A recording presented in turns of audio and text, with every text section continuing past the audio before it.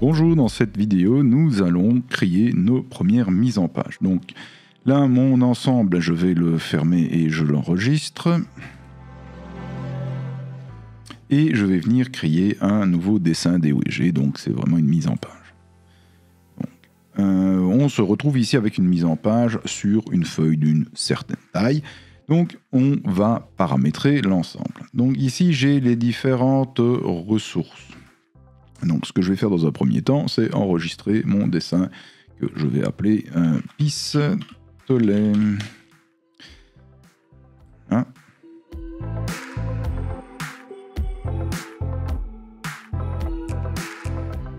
Je pense que j'ai un doigt qui a glissé. Donc j'enregistre mon ensemble sur pistolet. Alors là, j'ai les différents formats de feuilles. J'ai les différents cadres et cartouche. Bon, le cadre, on peut le garder tel quel, c'est pas un souci. Cartouche, on va un peu améliorer ça. Et moi, je vais vous montrer comment on refait un nouveau cartouche. Donc, la première page, je vais faire un clic droit dessus et je vais faire modifier la feuille et je vais passer sur un A4 en paysage et la feuille, ça sera le canon, par exemple. Là, je vois qu'elle a un cartouche prédéfini. Je vais juste faire delete, comme ça je sais enlever le cartouche.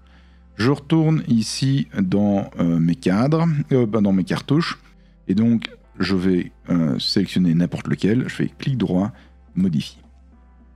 Alors là, on va rien garder, et je vais faire un simple rectangle. Donc ce simple rectangle, je vais donner une cote de largeur, donc c'est finalement ici du 210 moins 20, le tout divisé par 2 pour être sur la moitié, et je vais donner ici un 50 mm. Alors, je vais placer des lignes, je vais couper ça en deux pour faire un cartouche. Donc ici, les contraintes, il n'y en a pas spécialement besoin. Et je vais mettre du texte. Mon premier texte en 2,5.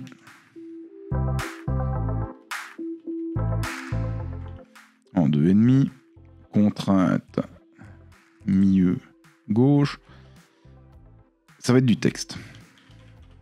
Hauteur 2 points. Et je fais OK. Voilà le hauteur 2 points. Maintenant, je vais l'aligner à 3 mm de mon bord. 3 mm. Et je vais le mettre à 1 cm de ce bord, donc 10. Je peux à tout moment changer, donc si j'estime que c'est 5, vous voyez, très simple. Je vais remettre un texte, et là, je vais aller chercher l'hauteur. 2,5. Je viens le mettre par rapport au milieu, à gauche, et là, je vais prendre les propriétés standards, et je vais venir chercher ici la propriété, l'hauteur que j'insère. Et je fais OK. Donc voilà, hauteur. Alors, je remarque que je n'ai peut-être pas bien vérifié la hauteur de texte. Je redouble-clique dessus, vous voyez, on s'est modifié à tout moment. Je sélectionne hauteur, et je dis bien 2,5, apparemment, c'était fait. Donc, je vais mettre une cote ici de 3 mm également. Et la distance, soit je mets une cote, soit j'aligne l'un par rapport à l'autre. Donc, j'ai l'hauteur. Je vais avoir également... On va mettre le nom du dessin.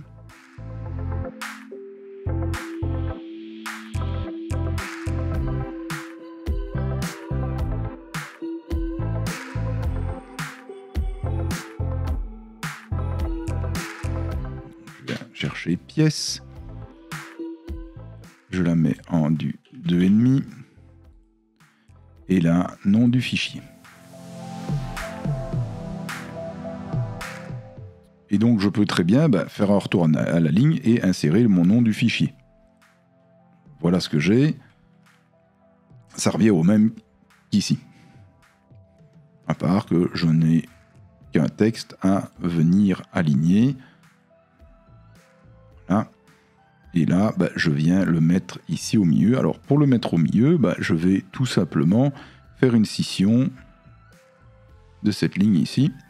Et puis j'aligne par rapport au milieu mon texte. Vous voyez, très simple aussi. Là, je vais mettre une petite image. Hein. Là, l'image des Videobeam. On va réduire ça.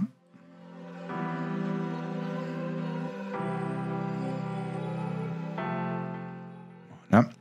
Alors, qu'est-ce qu'on peut mettre d'autre? Ce que je vais faire, je vais enlever ça et aller le mettre ici dedans. C'est quand même bien plus propre.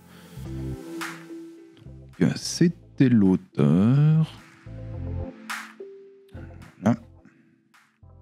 Donc, c'était l'auteur. Maintenant, je vais l'aligner. Comme j'ai fait une scission là. Et maintenant, on va... Ici, j'ai du 9 mm. Je vais faire la même chose ici. Voilà. Donc j'ai mon auteur, j'ai le nom du fichier, bon je pourrais mettre la date. Là je vais tout simplement mettre le format de papier. Donc de nouveau un texte. Je vais l'appeler format de points.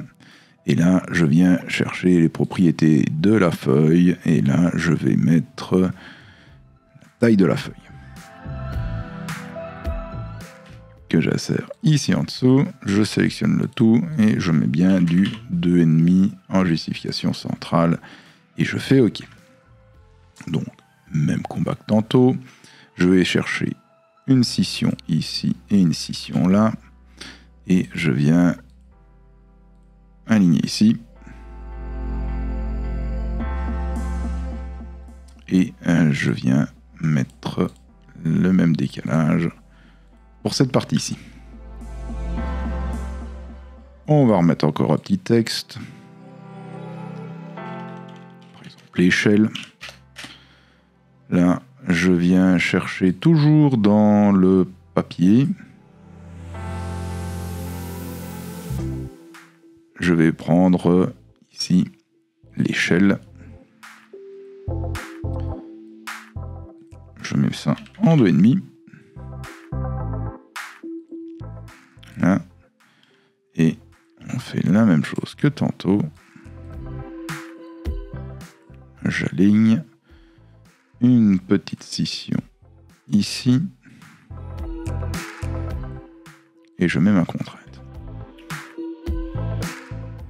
Je viens placer une nouvelle ligne. Je vais d'abord lui mettre sa hauteur. Puis je vais prolonger et on va faire la scission ici,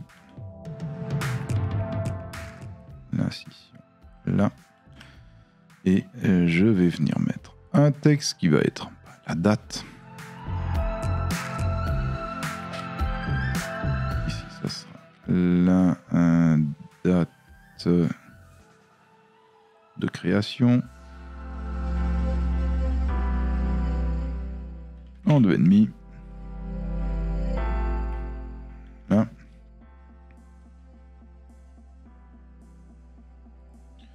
Et je mets le même décalage. Et ici, on va mettre le nom de la vue. Pardon. Ici, je vais mettre le numéro de la page. Donc...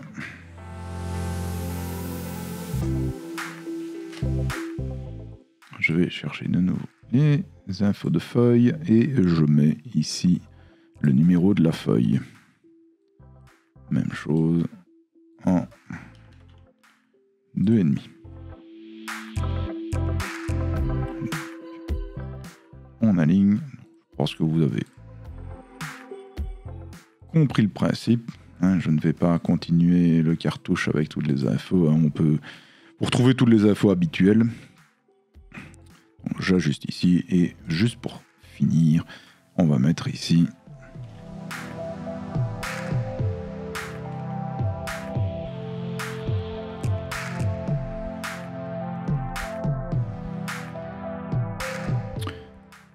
de notre école. Par contre, là au milieu, je vais le laisser.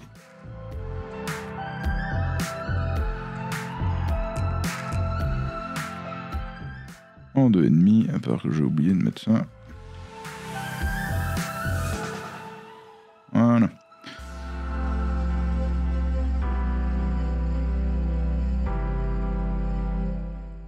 Voilà.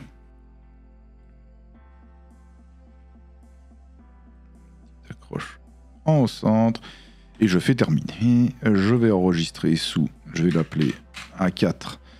Et maintenant, on voit que j'ai un cartouche A4. Si je double-clique dessus, il vient se mettre dans ma feuille. Donc, zéro problème pour réaliser ce genre de choses. Vous voulez un autre cartouche, vous n'avez qu'à le supprimer et double-cliquer sur un autre. Vous voyez, c'est très très facile. Donc là, hop, je reprends mon A4. Alors là, je vais placer ma pièce. Donc, base. Je viens chercher le canon. Ouvrir et je place mon canon. Si je monte, je fais une vue avant. Là, si je descends, ça sera arrière. Là, c'est gauche. Donc, je vais faire une vue gauche. Et je peux, si je viens sur le côté, faire une vue ISO. Je fais OK. Donc, ici, ça se place avec une vue, comme vous voyez, totalement filaire. Si je veux maintenant une vue ombrée, je clique sur ombré et OK, vous voyez, c'est ombré. Si je fais vue raster, là, vous verrez dans l'ensemble, c'est un peu différent. Si je veux le titre, je viens ici dans vue et je demande d'afficher le titre. Mon cartouche, c'est bien sûr totalement rempli dès que j'ai placé ma pièce. Alors, les cotations, c'est dans annoter. Vous pouvez placer des cotes très facilement. Vous avez donc des cotes habituelles. Vous pouvez venir placer une cote ici de rayon. Alors, si vous ne voulez pas, le rayon, clic droit. Je sélectionne ma cote, clic droit, type de cote, et je peux passer leur diamètre. Il est très très simple. Double-clic sur la cote. Et vous avez aussi tous les symboles, précision et tolérance, des codes de contrôle si vous voulez.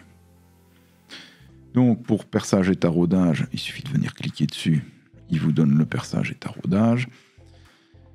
Donc très très simple d'utilisation. Maintenant, j'aimerais bien ici modifier un peu cette vue. Donc je double-clique dedans. Moi, j'aimerais bien une vue ici, un peu... Je veux une vue ombrée. Je fais OK. Mais si l'orientation ne me va pas, il suffit de double-cliquer dedans, venir sur le View Cube et faire orientation de la vue personnalisée. Là, je rentre dans le 3D. Donc, je n'ai plus qu'à faire tourner la pièce pour la voir comme je veux. Je fais terminer et elle se place comme je veux. Donc voilà, j'ai fait ma première mise en page. Moi, ce qui m'intéresse, c'est de voir comment fait-on pour une deuxième mise en page. Vous voyez, je n'ai pas de feuille A4. Je vais prendre ma feuille canon, clic droit, créer une feuille, et là, je vais l'appeler A4. Et A4 vient d'apparaître. Si je clique droit dessus et que je fais nouvelle feuille, on me propose de venir insérer quelque chose de nouveau. Donc là, je vais vous passer la roue et la gâchette, ça ne sert à rien, et la plaque. Je vais vous montrer maintenant l'assemblage, ce qu'on peut faire avec, parce qu'il y a 2-3 petites choses qui peuvent être intéressantes pour vous. Donc je vais venir chercher mon assemblage, mon ensemble. Je fais OK. Et voilà, j'ai une feuille qui vient d'apparaître. Bon, là, on voit, ça ne rentre pas. Si je veux enlever les vues, donc par défaut, il m'a affiché les vues de canon. Donc si canon ne me va pas, il faut que je modifie d'abord les vues que je veux avoir sur mon gabarit. Ici, j'ai pris les vues de base. Si on retourne dans Canon 1, vous voyez, c'est exactement les mêmes vues que dans Canon 2. Donc on peut faire des mises en page A4 avec plusieurs vues, nommez-les correctement pour avoir autant de mises en page voulues que avoir toutes les mises en page nécessaires pour vos différentes pièces. Alors, canon, on va d'abord modifier la feuille et on va l'appeler ensemble. Donc, vous voyez, j'ai feuille 2 ici, pistolet IAM, ça c'est le nom. Donc, j'aimerais bien de garder cette vue-ci. Celle-là ne m'intéresse pas, donc il suffit de cliquer dessus et de faire delete. On voit que ça ne rentre pas. Double-clic, et là vous avez l'échelle. Je vais prendre une échelle par exemple de 1,5. Ah, là on voit que ça rentre mieux. Je vais prendre une vue ombrée et raster, comme ça il va être en couleur. Je fais OK, voilà, il est en couleur. Et sa vue ici de devant, c'est mise à l'échelle. Je vois que la vue 3D, elle n'est pas à la bonne échelle, donc je vais mettre 1,5. Je vais demander, je vais pas demander la vue raster tout de suite. Et je vais faire comme tantôt. Hein, orientation personnalisée, moi je le préférerais un peu plus. Voilà, comme ça. Et je valide. Donc, 2-3 petites infos. Vous avez la possibilité ici de créer également des coupes. Voilà, j'ai moyen de mettre une coupe. Je viens sélectionner ma vue et je mets 2 points. Je fais Enter. Je fais clic droit, continuer. Et maintenant, si je le dépose là, j'ai la coupe. Il regarde vers l'arrière du pistolet. Si je vais là, c'est vers l'avant du pistolet. Donc voilà, j'ai coupé, j'ai ma coupe. Je peux déplacer le texte, je peux changer les représentations. Donc c'est totalement autonome. Donc vous avez aussi la possibilité d'extraire les annotations du modèle. Alors pour faire ça, je vais juste, ça ne fonctionne pas avec les ensembles. Je vais retourner dans Canon 1. Bon, il n'y a pas grand chose. Voilà, je vais extraire les informations et vous voyez, j'ai les codes qui apparaissent automatiquement. Donc je peux faire la même chose ici. Vous voyez, tous les codes apparaissent automatiquement. Vous pouvez demander des annotations 3D également. Ça, c'était encore une autre petite info. Alors ici, j'ai un ensemble. J'aimerais bien de connaître la liste des différentes pièces. Comme ça, je peux retourner voir dans mes plans les différentes pièces. Donc, je vais juste mettre ça un peu plus à côté pour ne pas chevaucher tout mon dessin. Je vais faire une liste de pièces.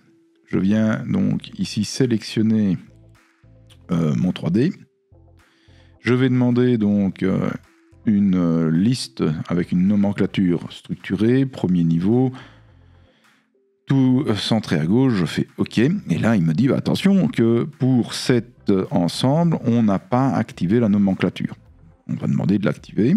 Donc le fichier maintenant a une nomenclature activée. Je n'ai plus qu'à déposer ma nomenclature.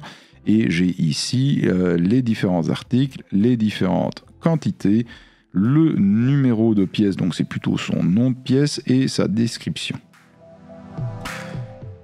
Je pourrais très bien renvoyer aussi à des numéros de feuilles. Donc je peux double-cliquer et dans le sélecteur de colonnes, vous voyez, je peux enlever par exemple la description. Si j'applique, j'ai plus de description. Mais je peux venir rajouter d'autres choses. Vous voyez, vous avez toutes les informations possibles.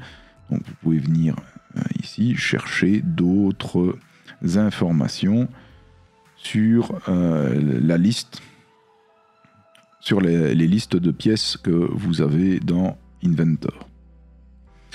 Je vais faire OK. Voilà, je vais laisser tel quel. Alors, ça c'est bien, mais ce qui sera encore mieux, c'est d'avoir l'article et surtout de savoir quelle pièce correspond à quel article. Là, vous avez les repères automatiques. Donc, on va venir sélectionner l'objet. On va venir sélectionner tous les composants voulus. Sélectionner le positionnement, je vais prendre un périphérique. Voilà, plus ou moins comme ça. Et je fais appliquer. Pour que ça soit encore un peu plus joli, double-clic dedans. Ombré vue raster, je fais OK. pense que j'ai décoché ombré. Voilà. Et comme ça, j'ai des couleurs. Donc maintenant, je vais faire un tout petit peu de cosmétique parce que c'est quand même pas extraordinaire. Donc ça, c'est la vis. Le 6, c'est aussi une vis. Le 5, vous voyez, c'est la plaque droite. Donc ce que je vais faire, c'est venir chercher voilà, la plaque droite. Ici, ça sera plus clair. Le 1, c'est la plaque gauche. On va faire la même chose. Je vais venir chercher la plaque gauche bien au milieu, comme ça. Le 7, c'est une vis.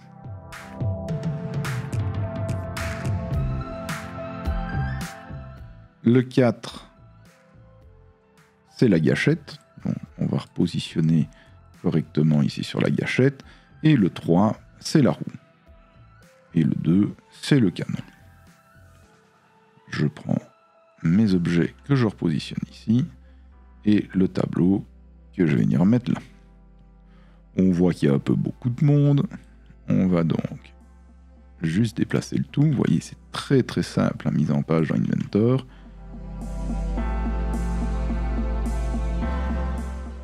Et la coupe, on va la déplacer. Comme ça, on a plus de place pour venir mettre notre ISO.